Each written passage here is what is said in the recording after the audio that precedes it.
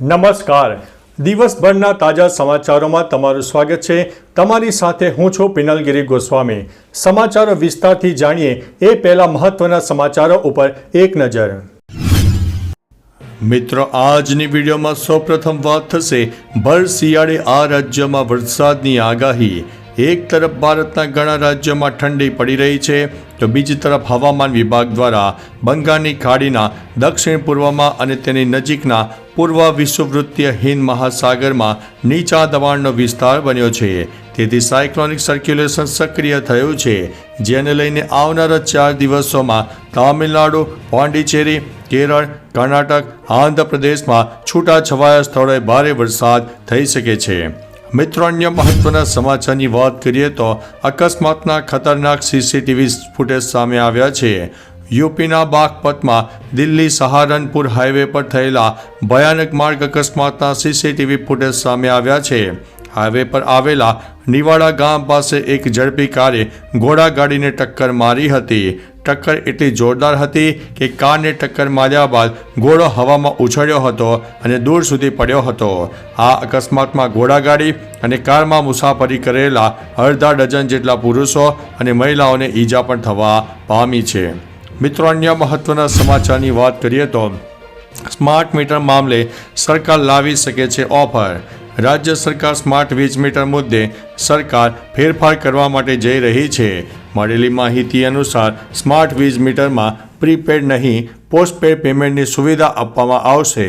ઉલ્લેખનીય છે કે ડિજિટલ વીજ મીટરના સ્થાને વીજ સ્માર્ટ મીટર નાખવાની પ્રક્રિયામાં હોબાળો થતાં આખી પ્રક્રિયા બદલવી પડી છે. વપરાશકર્તા એડવાન્સ બિલ પેમેન્ટ કરે તો સરકાર દ્વારા 2% ડિસ્કાઉન્ટ આપવાની તૈયારી પણ થઈ રહી છે. મિત્રો, અન્ય મહત્વના સમાચારની વાત કરીએ તો નવા અને સોલારવાળા ઘરોમાં સ્માર્ટ મીટર ફરજિયાત રહેશે. DGVCL દ્વારા હવે સ્માર્ટ મીટરની પ્રીપેડ રિચાર્જ સિસ્ટમ મરજિયાત કરી દેવાઈ છે. ઉપરાંત મીટરની નવી અરજી અને સોલાર પેનલ લગાવનારને ત્યાં ફરજિયાત સ્માર્ટ મીટર લગાવવાની શરૂઆત કરી છે. અત્યાર સુધીમાં વીજ કંપનીએ 48,000થી વધુ સ્માર્ટ મીટરો ફિટ પણ કરી દીધા છે. જેમને ત્યાં સ્માર્ટ મીટર લાગશે તેમણે મહિનાના અંતમાં બિલ ભરવાનું રહેશે. મિત્રો, અન્ય મહત્વના સમાચારની વાત કરીએ તો ફ્લાયઓવર બનશે તો ટ્રાફિક જામનું નવું હોટસ્પોટ બનશે.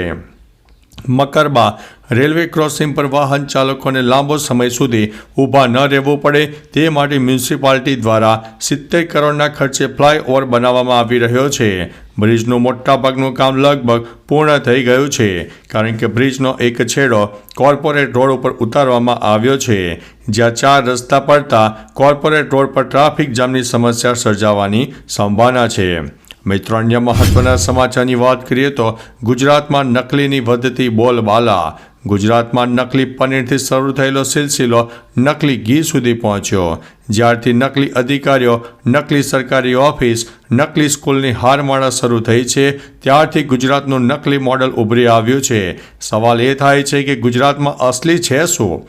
હવે તો કચ્છમાંથી નકલી ઈડીની ટીમ અને સુરતમાંથી નકલી ડૉક્ટરની આખી ફોજ પકડાતા એવું લાગે છે કે આ ટાર્ગેટ ગુજરાતની નવી મોડેસ ઓપરેન્ડી છે. મિત્રો, અન્ય મહત્વના સમાચારની વાત કરીએ તો આગામી 24 કલાકમાં ઠંડી બોલાવશે ભૂકા. રાજ્યમાં છેલ્લા 3 દિવસથી ઠંડીનું મોજું ફરી વળ્યું છે, ત્યારે હવામાન નિષ્ણાત અંબાલાલ પટેલે ઠંડીની આગાહી કરી છે. તેઓએ ઠંડીની મોટી આગાહી કરતાં જણાવ્યું છે કે આગામી 24 કલાકમાં ગુજરાતમાં ઠંડીનું મોજું ફરી વળવાની સંભાવના છે. 23 ડિસેમ્બર બાદ રાજ્યમાં હાડ થીજાવતી ઠંડી પડવાની પણ સંભાવના રહેલી છે. મિત્રો, અન્ય મહત્વના સમાચારની વાત કરીએ તો ઝાકળ બેઠું પાંદડે ડાળીને.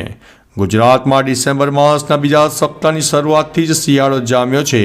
ગાઢ ધુમ્મસને કારણે હાઈવે પર વાહન ચાલકોને હાલાકીનો સામનો કરવો પડી રહ્યો છે.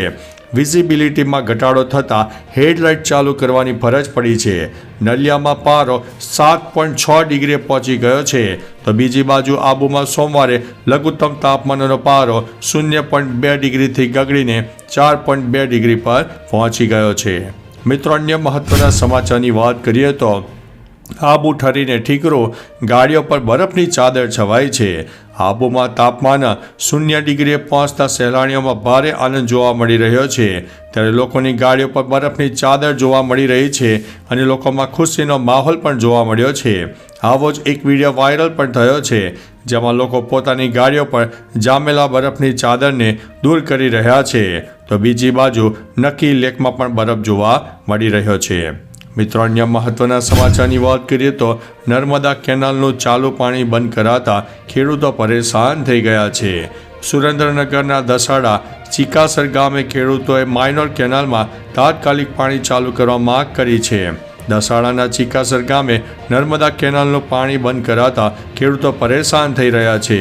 આ અંગે તંત્રએ જણાવ્યું છે કે હાલ ફ્લડનું કામ કરવાનું હોય માઇનોર કેનાલ બંધ કરી છે, જ્યારે રિપેર થાય ત્યારે ચાલુ કરવામાં આવશે.